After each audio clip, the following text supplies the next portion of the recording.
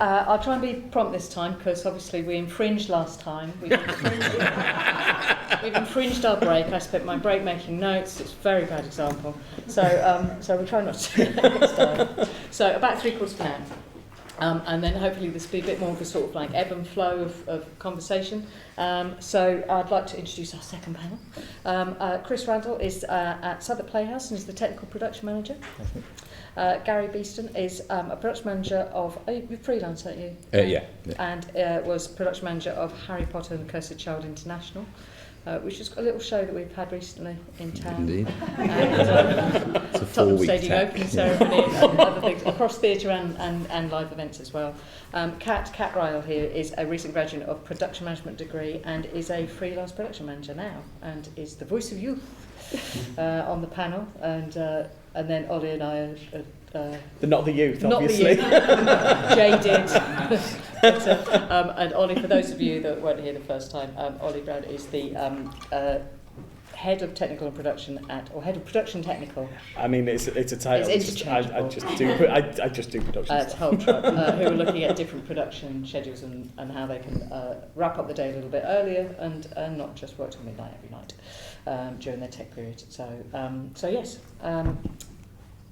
Would you like to talk a little bit about, just maybe recap for those of us who weren't here, a little bit about some of the things that you're doing in your production schedule? We'll have a Yeah, I mean, something I didn't say earlier was also about kind of the planning and the prep work as well. So for example, we've prepped all our schedules. I mean, most people do, but we've prepped our schedules for the whole season. So they're done, which means rotas can be done. So our staff, like talking from a technical director, our staff have now rotas up to the end of August.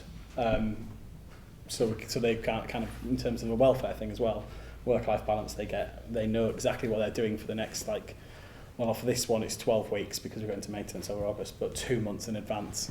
But yeah, so in terms of tech schedules, or really the crux of it is that we kind of try to avoid working at night. As we kind of, I'm sure people have that kind of, you get to the end of a tech day as well when you do two sessions during the day and get to the night session. And I always find that night session is never really that effective because people are tired and people aren't doing what they need to do. So we cut that last session and we try to tech just between 10 and 6. And we were talking about that and cutting down working hours and all the rest of it. And Kat, you sent some notes through to me earlier, didn't you? Talking about burning out and being stressed seems to be a point of pride. How does that feel coming out of education, and how is it presented to you when you're learning? At Central, which is where I studied, there has been a very, very prominent and inescapable culture of people being incredibly brave about the fact that they've worked the longest hours and they've done the most work that day and they've stayed whilst everybody else has gone home and stuff like that. And the pride and trying to sort of go against that mould is really, really challenging. And these are attitudes that they build in theatre schools and take out into the wider world. And they're building the foundation of their practice based on a sort of echo chamber of this is the right thing to do, this is how we're doing it. So it just feels really, really unhealthy. And how is that? How are the course leaders, the tutors, how are they presenting, or are they involved in that, or does that just become like an echo chamber among students to work like that? I'd say we don't get enough encouragement from the teaching boards to crush this sort of this culture, and I think it would be really, really beneficial to actually be taught self-sustainability as a freelancer and put just more emphasis on creating timesheets and examining working hours as opposed to something that you just are aware that happens.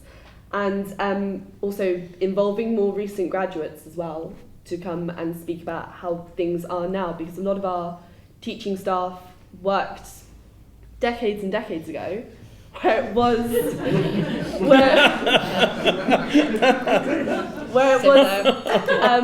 considerably more rock and roll, and people did work insane hours and did hard drugs to get them through long days. So it would just be really great to have some input from people that are still working now and know what it's like now to feedback. You mentioned, Gary, actually hard drugs. You mentioned about alcohol and drug abuse in the industry in your notes as well, and about. Yeah, do I think. Do you feel that's changing over time? I think in the time that I've been working, it's changed. Obviously, people were drinking during the day at my very early part of the career, and all of that's changed, and that's gone completely. But the fact that people quite often get a very short time to wind down, or even if they want to go back to their families, they might need to wind down by, having a few drinks or getting drunk or taking drugs or whatever it is. It is a big challenge, particularly with our teams, particularly on running shows. So how you schedule running shows, looking after them and making sure that culture isn't feeding that. In the same way that your culture at college is saying, I work the longest hours. Sometimes it's, that I work the longest hours and I stayed up all night and I'm completely broken the next day. So I think that's a challenge. I think there's a challenge that's not unlinked to that in our industry, a lot of people's social lives are linked to their working life, and so that line is really blurred. And technology and WhatsApp and communication and the fact that you're never away from it, they're blurred. So your stage manager or your production manager might be WhatsApping you through a group about going for a drink, which is lovely, but they might also be sending you the call for the next day, and it's intruding because you don't necessarily know where the line is between what your work life is and what your personal life is. Yeah. Do other people find this, that social media is actually intruding into their personal life as well? I totally agree with you. Sorry, my name's Mandy. I'm head of production at Sherman Kitchen College. I agree with you that WhatsApp is a badly used tool for that, because you create little groups and then you send out messages. And it does mean that you kind of break down that barrier. So I kind of instigated a rule where you weren't allowed to message someone on WhatsApp for a call. You could create a group for a specific show, but you weren't allowed to do that. Any call related stuff after the end of the workday. You weren't allowed to use that tool to communicate, because it just wasn't fair. I think that people were feeling that it was imposing on their life all of the time, because you can choose to not look at your emails, but WhatsApp and stuff, it's kind of there, it's a bit more. I think one of the challenges as well is that people have different working days. So the idea, if we're doing these great schedules where people are working different hours, means that people have a different working day. Where, like you say, if you send an email, someone can choose when they start their working day to respond to it. But if the WhatsApp's also being used for their social life and they get the messages through that as well, it's very difficult to separate those two things. So I think that's really important. We've banned WhatsApp on Harry Potter for all the production around the world because we're working across 5 time zones, which means that people are constantly messaging people who are in different places, saying things, we've got to sort this out. But it might be 3 o'clock in the morning and someone's waking up and getting a message about something they don't want to necessarily receive. So, and email does exactly the same thing, and people can access it on their mobile devices. It's about using the technology correctly. And I think that has a big impact on people's mental health, because they're not getting a proper break. So as well as talking about making sure that people are working sensible hours, making sure that their actual downtime is crucially important, I think. We've got an apprentice who is, I don't know if this ever comes up with you in when you were training Kat, about the use of social media. Probably isn't mentioned, but you're a different generation, so you use it all the time. I've got an apprentice who will text me rather than email me any hour of the day or night, all over the weekend. So we're going to have to sit down and have a conversation about that, because I'll get an 8 o'clock on a Sunday morning going, I was just wondering if tomorrow.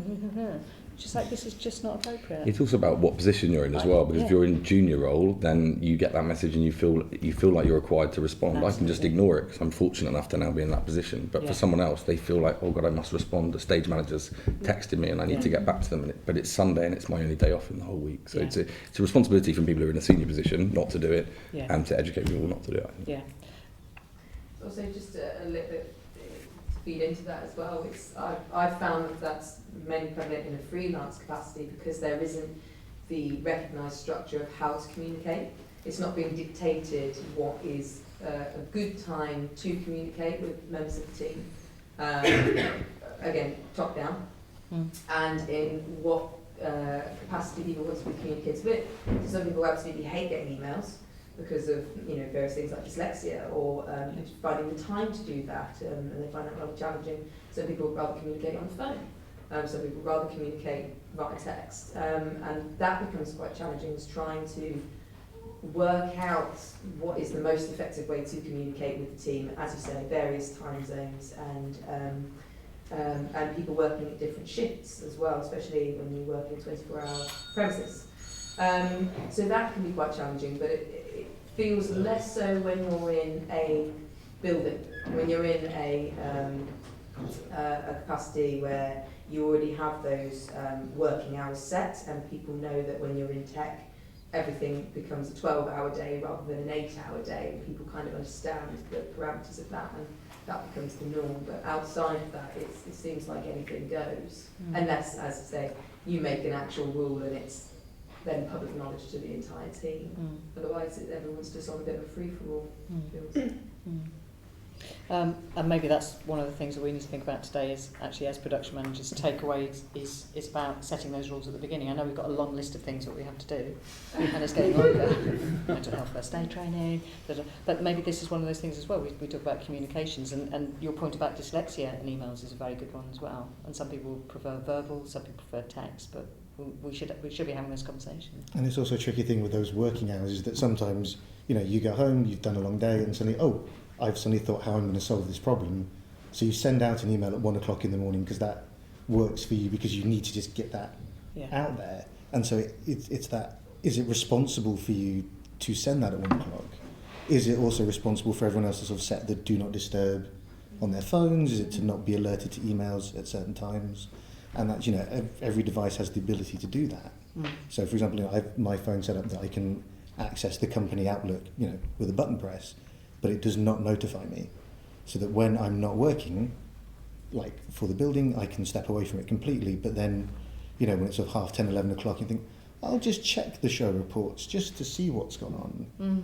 You can do that without that kind of incessant ding, ding, ding of being, taken away, and that work-life balance being taken away from you. We've got something in our organisation where we send somebody sends out diary reminders of every show, every post-show, every function, every patron. They've just been asked that when they do that they take off the diary reminder, so that 15 minutes before everybody around the organisation, phones go, everything goes. And they've been asked. There was a management meeting, and would anybody like to lose this? Yes, please. We really, really would like to lose it. So it's when you're setting up diary reminders as well, think about that. Think about is that necessary? Just be a bit more mindful, I suppose. I think it's just a follow up from that. And at the Ryall Centre, we have a rule now where the fact that you can't access emails after work. And so it came from my boss Jack, who took off Outlook from his phone. So he can't access work emails unless he's at work, which I thought was an incredible thing to do, because he is the head of production. Now he gets emails any kind of day from artistic directors or anything like that. And so he took him off his phone, and then from that I did it. I was just like, no, I'm going to take him off my phone. I can only get access if I actually go onto Chrome, log in, put my details in. I have to physically want to check my emails to do it, instead of being like, say here today.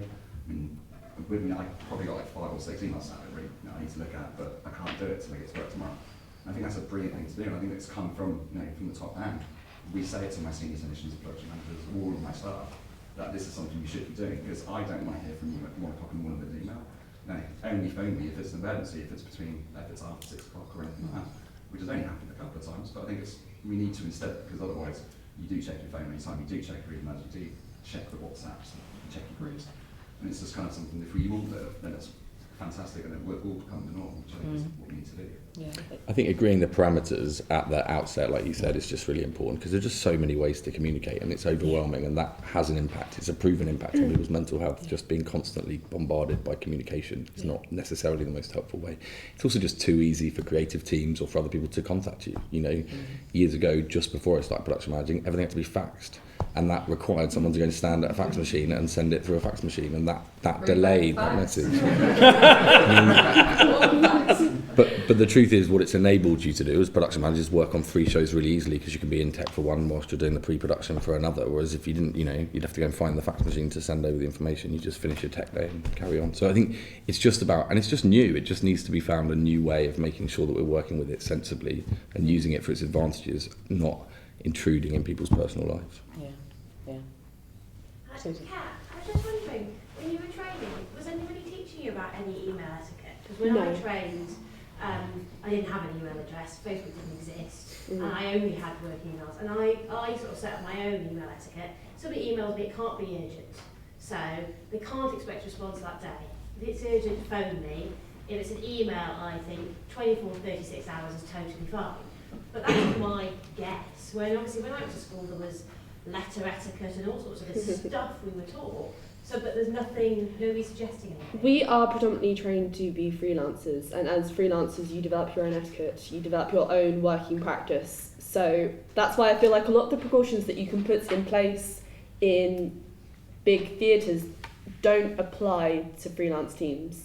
Because often in the off-West End circuit I'm working with debuting producers, debuting directors, this is their passion project, and when I'm on a buyout contract they expect all of my time, even though I'll be on 3 or 4 shows at a time.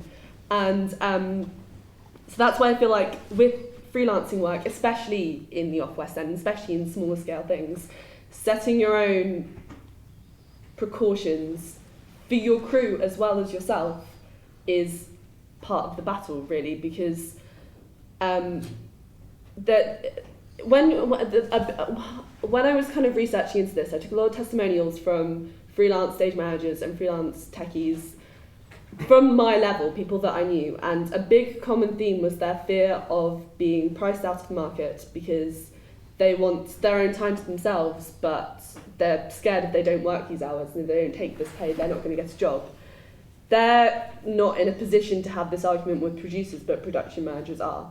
So that's why with my own teams and with my own people, I can turn around to producers and say, well, actually, they don't work for that much and they can't do those hours. And it's about using your position within that hierarchy to sort of make a point, defend your people. I think something wasn't mentioned earlier as well is that it's really important that production managers highlight the benefits of looking after the teams to the producers. So, for example, if you take a corporate example, the best companies and the most successful companies really look after their employees. They have the best benefits. They look after them in the best possible way. Actually, I'm not completely convinced, and never have been, that working people into the ground over 3 session tech days for that whole period is as efficient as working a 2 session tech day over exactly the same amount of time period, because the time isn't used as effectively. And so it is about making those positive benefits to the producers, because just saying everyone wants a work-life balance, often the producers that you're talking about at that level are also, they're like, well, I'm working all hours and I'm not making any money out of it and I'm doing everything myself. So they sort of expect that from everyone else. But if you can make the benefit that if you look after people, if you structure things better, if you change the structure, and I think you can be creative about it as well. You've taken out evenings, we've taken out mornings. You know, it's just about what works well for the production. But if you can change those things and make the positive case rather than just saying we just want a better work-life balance, I think it can really, that's when you really can change it. I think it's kind of about shifting what defines good production. So obviously it needs to come within budget and it needs to be done on time. And it needs to be to the design, but also it needs to have a sustainable impact on the people that are in it. Otherwise it's not a success. You've just broken some people in order to get what you've designed. So you either need to scale down your design, or you need more money, or you need more time in order for it to actually be a success. It's not about taking advantage of people just really, really loving theatre and working them into the ground, because it's not fair. It's not good practice. And it's also where since of my time at Southwark, we've tried to look after people that doesn't always go down well, but the whole kind of we'll work late, we'll push on the hours to we'll go to midnight. We've gone to midnight. If we just work till 1, we can get this done. We can get that is never sustainable. So what I've started doing to try and look after people, and again, the production manager that's first in, last out, is I'm getting very strict about those access times and planning for that work. So now, during tech day, 10 till 10, but at 10 o'clock it is down tools, out you go, you're done. Buildings open at 9:45, we'll see you then. But now, what I then do is say, but if you want to do a late night or an overnight call, you've got to plan it, partly because I need the staff to look after it, but because I know you've planned it, in theory you are staffing it properly. So there is not the production manager going, I need to fix this, I'm here till 3 or 4 in the morning, then they're back in at 10 all bleary and everyone's happy. And there are some people I know that do that, and some people who are actually in the building right now who sort of didn't sleep all Sunday, went through till about sort of 2 o'clock Monday afternoon, and are just zombies at that point. So sort of trying to do the bit from my point of view with my venue hat on of saying, okay, these hours can exist, but try and demonstrate that you're planning it and it's not going to be the same teams working through. I had a Christmas show recently that had 3 previews cancelled, and the design team on that were working till 2 or 3 o'clock every night, and that was the final straw for me. Again, yes, you can work late, but where are the fresh legs, where's the new chippy, the sparky, or whatever to do that work? You know, you've now done 16, 18-hour day, you know, and it's only Tuesday, you know, and first show's on Friday. How are you going to be effective, let alone the work-life balance and looking after yourself? How do you think you're going to be an effective member of this team and a leader of this team if you've zombified yourself by sort of tea time Tuesday? It's trying to get the entire team on board with that as well, because the amount of times, like one of the biggest struggles I had with bringing in the tech schedules was like, so within the production build, say we have a week, say, split it up into the teams so everyone gets 2 or 3 days off in that week or whatever. But then you get one of them go, it's production week, I don't care, I'm in 9 till 10 every day, I'm here every day this week. I'm like, no, the schedule is you have 2 or 3 days off. Nah, it's tech week, I'm in, that's it. And it's going back to that martyrdom, and it's trying to get everybody to understand that actually this is for their good, not for... And a couple of freelance production managers have spoken today as well. I do think it's really important that institutions, educational and those that receive government money to put on shows, set the gold standard of what it should be. That's how most changes have filtered through, so that the fringe does become more of the Wild West, and then you change the culture because that's become acceptable. But it does have to come from the non-commercial sector, which will always influence the commercial sector in terms of setting that standard. So it's great that you're doing things like that. But I think it is really important that educational institutions that are taking our young people out into the world aren't allowing that culture to exist at college, because actually it's not sustainable, and it's not almost actually a true reflection of how most people work in the very long term. And secondly, institutions have a responsibility because they're receiving government money to put on these productions, and they have a responsibility, I think, to make sure they're delivering them in the gold standard of ways, so that filters down to the commercial world and the commercial production managers. And do you feel it does do that? It goes from the funding I think if you look at something like sector health and safety, which is a similar sort of equivalent change over the last 20 years, I think that the commercial sector has followed on from what's been set at the National Theatre or from wherever else, because they have more resources, they have full-time staff, they have more policies in place, they have staff that stay from one production through to 5 productions, rather than a freelance or a producer who may choose 3 different production managers. So I think that consistency is helpful if you want to change a culture. Yeah. And there's also another slight elephant in the room on that, and we haven't talked about this before, is the money. And especially for sort of, if there's the freelance world, there's also like the salaried side of it. So I sort of remember, like in my earlier days, you know, when in regional producing, when the base salary was very bad, but you would make it up in overtime and TMA outs and all this sort of thing. So is there a way that sort of you've addressed? Well, one of the things, so when I first started at Hull, there was a few things that, so the organisation as a whole made a commitment to reduce the hours down, the weekly hours down to 37.5 hours a week. So everyone in the organisation works that many hours. So when I started, I went in to do a restructure. We then invested in an additional member of staff, made everyone annualised hours rather than overtime, and gave everyone a significant pay raise. Pay rise. Bad grammar, sorry. And so then we kind of brought our kind of wages up, because we don't do TMA outs. We're a very small venue. Well, we're less than 500 seats, so it's kind of financially not that worth it for the staff in that sense. And we and obviously, they don't have the overtime as they would. But the annualised hours is great, because it's easy to take that to a bank for a mortgage and other things, and that's a much healthier way of leading that change. Yeah. Just an interesting one to throw in here is, it feels like we're talking obviously a lot about the things that we're analysing at the moment in the industry, but a key player, it feels like, is the producer and the relationship between production management and producers. And where does that responsibility sit? In my personal experience, I've always found that to be quite an interesting conversation to have right at the beginning of starting a project. And it all comes down to the contract of the people I have worked with have seen me to be the one that I'm employing you to have this responsibility for managing the team, and that includes, well, if I have a stage management, for example, a person in stage management who has, for whatever reason, a mental or physical health breakdown, all of a sudden I've got to find somebody who can stand in, but there's no extra provision in terms of the costing for that, the finance for that from the producer's side to, well, we need an extra week of training to do a rollover and cover and so on.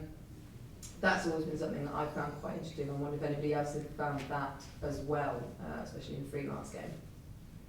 I think that normally it's too late. By the time the producer phones me, they go, well, it's going to open on day A, and you can get in on day A, it's going to open on day B. There you go.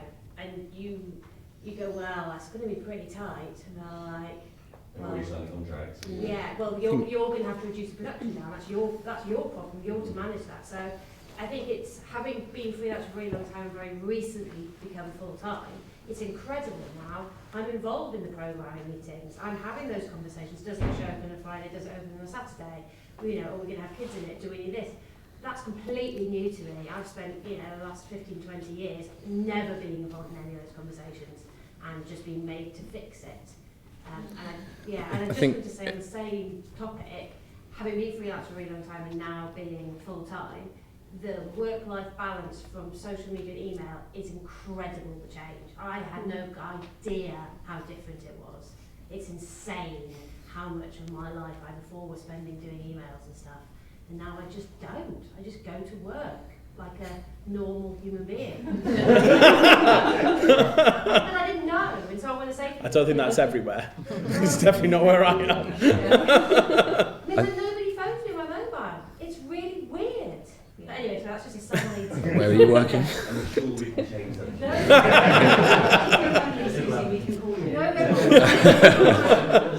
I think the really important thing you said is often I will be given a project and the schedule is already set because it's already, the funding's been raised on that or whatever else. But therefore, what we're very good at as production managers is saying, well, that's the budget and it has to fit within the budget and you have to make those choices around the budget. There is a budget within the amount of time that's been allowed to tech and dress and preview the show, and that is another requirement, another compromise, another part of the discussion. It's a bit the same when you're putting on a big tour and you look at the budget, and actually the easiest way is to look at it and say, well, you're in and up in a day. That's actually often much more harder to deal with than finding more money, or because sometimes just finding a bit more money is easy and not necessarily the answer, because you're just putting more strain on the schedule that it exists in that part. And that's where production managers do have the responsibility, is to educate the producers. But to your point about producers, ultimately the producers are the employer on the show. They have the responsibility to those people, and if people are being broken on their productions, then they have to take responsibility for that. And that is whether it's institutions, whether it's people who are in a more senior position who are able to communicate that. But it's very important they understand that responsibility,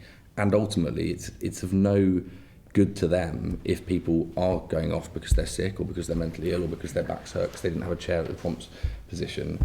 Making sure that they understand that responsibility and helping them understand that it doesn't benefit them is really I think the key to making a change. So just tying in with that on what you said, so looking at stage one, I bet the majority of people in this room who are production manager have worked with a recent stage one grad. Yeah. Is having worked with a number of stage one grads and their understanding of scheduling and signing agreements when involving a production manager, in comparison to working for a large organisation, say for instance NIMAX or SFP or whoever, they know what they can do and can achieve already. But where do we as production managers fall into line going, no, this is too late. We can only fix so much, we can only put the band-aid on so much. Did any, so the UK Theatre have just released their theatres producers handbook that they've been working on. That's literally been released this week. Yeah. Did production manager Foreman get contacted about it? I mean, has there been any kind of input from production management side? No. Because we didn't talk about it in the technical committee, did we? At all? No. And I think that's quite telling. And I think that is, the production manager-producer relationship is incredibly important, right? It's incredibly important. That's why just saying, we just can't do that, or we just, that's not going to work, isn't necessarily the way. The production manager has to make the positive case about why it's not a good idea, that it's not going to ultimately lead. Now that's often challenging and much harder when you're working straight out in the fringe, and no question I slept at the Many a Chocolate Factory many more nights than I'd like to remember. And I'm also the production manager who copied and pasted a schedule and sent it out literally without thinking about anything, and but the old name of the production was on it. So, you know, in those early days it's totally easy to just do what you know and continue to do what you know, even though those productions were entirely different and had totally different demands. But it's about communicating that. I mean, it's particularly hard when you're a freelancer, and someone raised this earlier. You know, you're just as anyone else. If they don't like you, then you're not going to get the next job, and therefore it's a tricky balance until you're established to make that argument or to make that case. Yeah, I just wanted to pick up on that point. I kind of agree with you, this idea that education should be setting the gold standard, and so people should know what they're getting into and have good practices. And like you're saying, it's difficult to get out of, once you're doing it a certain way, it becomes difficult to get out of it. So you think, well, logically, yeah, we should sort that out at the education kind of setting. And yet I can see there's a real problem there in that when you look at that practically, what you're doing, you're taking a third-year prop builder working on their final year piece, and this is the piece that needs to be amazing that they're going to send, and they know down the road in Rose Bruford there's another prop maker making another piece for their final, and you're both going to go for the same job, and you're kind of saying to that person, no, don't go beyond what you're capable of, stick to working hours because that's what professionals do. But they're not, you know, realistically, are they going to do that because, you know, they know, and in that sense, and that's not realistic in the real world either, and you don't want to not prepare people for the industry that they're also going to have to work in. It is a balance, and I was more talking about actually institutions that employ and have better resources than maybe a stage one produced show that no one's really making any money out of anyway, but they're doing it to build a different thing. It is a different responsibility to some extent, but I think it's tricky. I mean, it is tricky. It's just where that culture is growing from, isn't it? It's where it's starting. Is interesting. And I think, just going back to the social media point, I think the other thing is that people are just less kind to each other as a result of communicating in this very abbreviated way, and that makes a massive difference to everybody's welfare. People are much less kind to me than they, you know, and that is a massive challenge over a very long time. And if you're very tired and you've been working a long time, and I think that's something where being at education institutions, hearing about people championing that they've worked the most or done whatever else, that is something they can challenge, and I do think it should be challenged. Someone has a really good work ethic and they do stay within the working hours, then the people around them will see that. It's just when people become lazy and use it as an excuse to not go to work or just not rock up. I think those are the key differences for me, especially working with students. I can spot immediately who has a good work ethic and can work within the time frame, but those who don't necessarily use things as an excuse. But I guess my question is, how, as a production manager, how do we talk to the marketers? How do we talk to the people who will not listen to you, who will talk, say, you know, like you can speak, I mainly get it with sound people. This is taking an unexpected turn. The AS theory around it. And I'll put sound sessions in. And I'm like, no, this is a musical, this is your time. And in front of the director, because the director's asking for more time, they'll turn around and be like, oh, I don't need that session. And I'm like, I'm giving it to you because I know that you're going to need it. How do we address these things? How do we, you know, what's people's experiences? How do we talk to the people who constantly go above and beyond because they feel personal obligation to the director or to the production? How do people deal with this? It's something that hasn't been mentioned as well. There is a dynamic that's very challenging for all people who work on a show between a creative team and a production team, and that dynamic of the production team wanting to do everything for the creative team to make them happy. It just is a culture that will never change because that's just the nature of what we do. But it is about respect and respecting each other and how you navigate that, and that still comes from the producers. It still comes from the way the project's set up, and that's where we've got to kind of. And it's creating a sort of collective endeavour, isn't it? So that you don't have a sound person going, I don't need that session. It's like I fought your corner. I've said you will. So do not undermine me in front of other people because we need to be working as a team. Yeah. And it's about setting those parameters, isn't it? I suppose as a production manager. Yeah, and in most cases, it's just people being kind. Do you know what I mean? Like people wanting to make a success of something, and people wanting to help. It's never done in a way to undermine it or to kind of be rude or unhelpful. But do you just kind of get to that crux point where you're like, I'm asking you to walk out the theatre and go and get some fresh air because you've refused to leave for the last 12 hours. And that's a kind of really hard point to get to within your team when you're trying to keep everyone happy and healthy, but then you start having confrontations because people don't want to put down their drill. Well, it's that people management of a lot of that, and those, I think one of the key skills in this job is those interpersonal relationships and how you can get through to someone that actually, no, go get the sandwich, go walk to Tesco's for 10 minutes, come back, go have a cigarette or whatever, and convincing people to go and do that and stop. And actually a lot of people, when you kind of say, no, it is fine to go away for half an hour and actually go see the fresh air, breathe, come back in, and driving that change at this level, that people then realise, oh no, actually, if I work like this, I'm a broken human being at the end of the day, and hopefully some self-reflection can come in. So if we're there saying, no, you just stop, actually stop and go away, hopefully then people see that benefit, and then schedules can change on a more permanent basis or whatever that might be, and hopefully people see that benefit. See, I think it needs to be, it's a change that can be happened in the subsidised sector, because so all my team that work on the show, it's not a case of, as a freelance production manager, you're there for the production week, and then you might not see that member of staff ever again. Whereas once they've done that production week, I'm still their boss, so they don't necessarily want to. So there's a boundary there when I say, actually, no, this is, and I'm not having an argument. This is it. You're going off for a break. I'll see you in an hour, or you're having this sound session because you need it, because I'm not having you moaning tomorrow that you haven't had enough quiet time.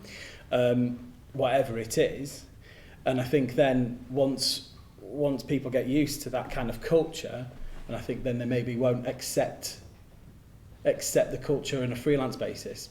When they go through to being a freelancer, potentially, they won't then accept having to work every hour God sends and not having any breaks and infringing constantly, because actually... And the people who struggle with it most are the people who won't put the drill down. That is a challenge. There's no question about that. The people who end up burnt out are the people who just won't, just want to finish. And that's where all of the scheduling and all of the planning and all of the changing that culture comes in, I think. I think it's about changing the stigma and about changing how we talk about it. If you try and push through the point that working like that and working those hours and working those patterns is not only counterproductive but unprofessional, people will start to take a step back from what they've been doing and actually rethink and think, actually, this isn't giving me a very good reputation if I get to the third week of the run and I'm dead on my feet. It doesn't look good. That's when you start making mistakes, and that's when you start damaging your own freelance reputation. Did you want to? Yeah, I think the pressure's kind of on us as production managers come from the fact that I think we all take on the job because we like solving challenges. Before I trained as a theatre events production, that's what I did. I worked in the city and I did similar things, but I was always trying to solve problems. And when you're freelancing in particular, but actually not just when you're freelancing, most of you, if you're working in venues, have got multiple projects on the go. And for each team that you're working with, that is the single most important thing to them. So if I'm working on a corporate event tomorrow, the company that's come in, that's their one focus of the year. They want as many hours out of your team as they can get. So if they end up with video guys working through the night to reprogram the PowerPoint for the next morning, well, they don't see that as a problem, because to them it's 2 days out of the year.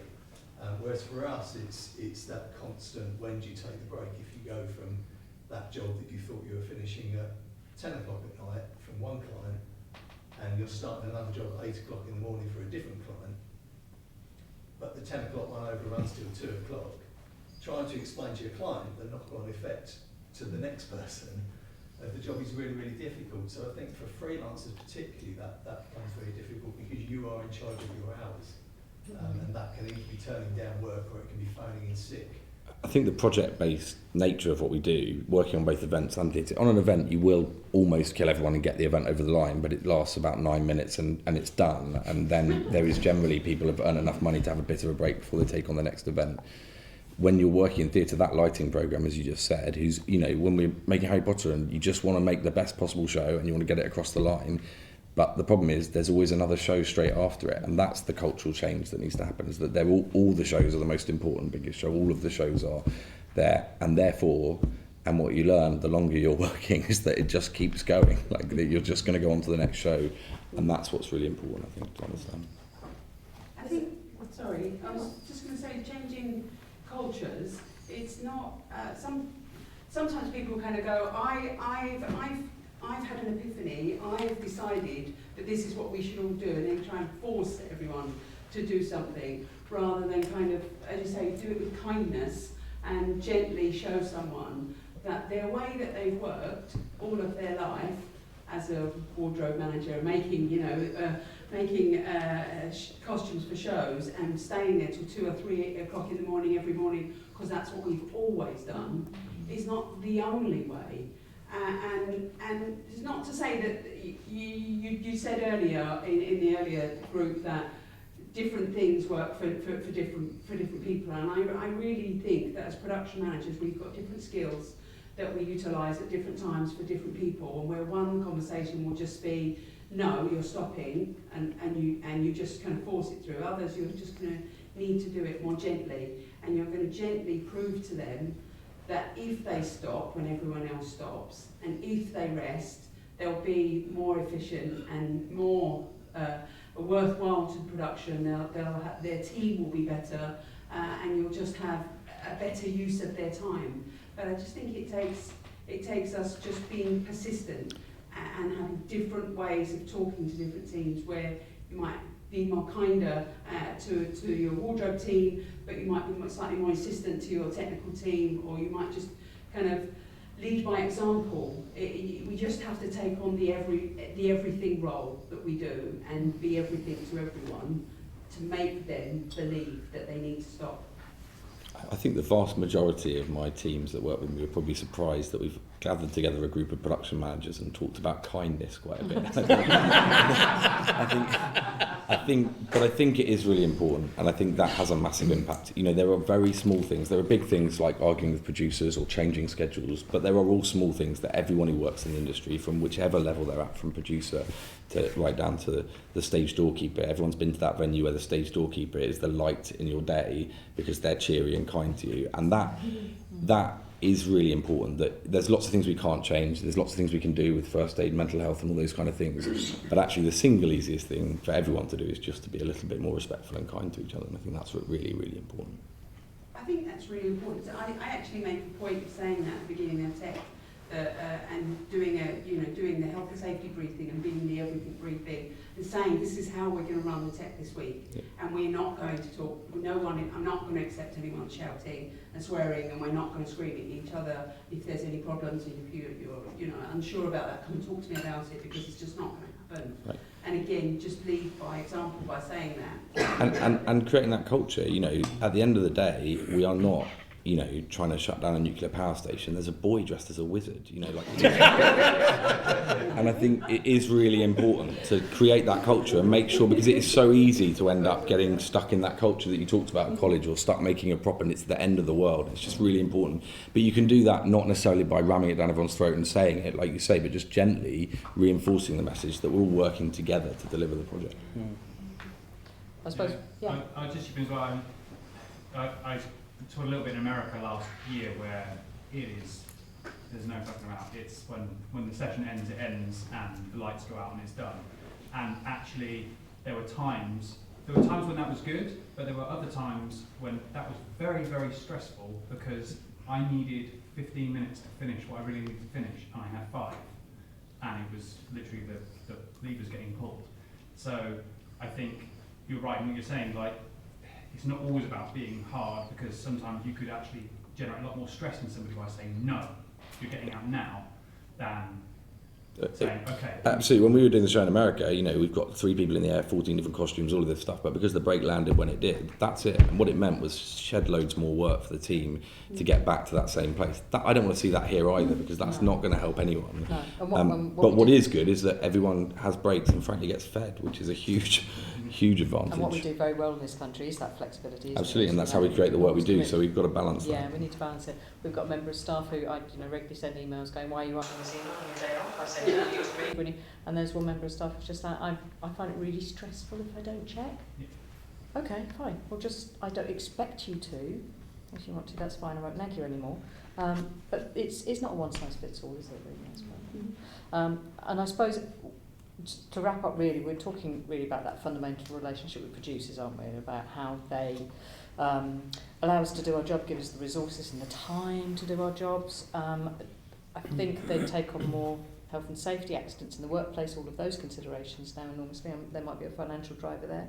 And hopefully as we move forward, they'll be taking on more of the mental health issues and how they treat their staff in terms of work-life balance. And I think the last barrier might be that reputational thing. There are lots of industries where to be a good employer is a marvellous thing, and there are things published every year. There's not many theatre companies on those lists at all. But I don't think that really bothers them at the moment, and maybe that is the next step that we need to change. Anything else anybody would like to add? Because we'll wrap up, and I believe there might be some beer somewhere. If anybody wants one. Okay, great. Thank you very much to the panel, and I believe it's a social event afterwards. Do you want anything to add at all?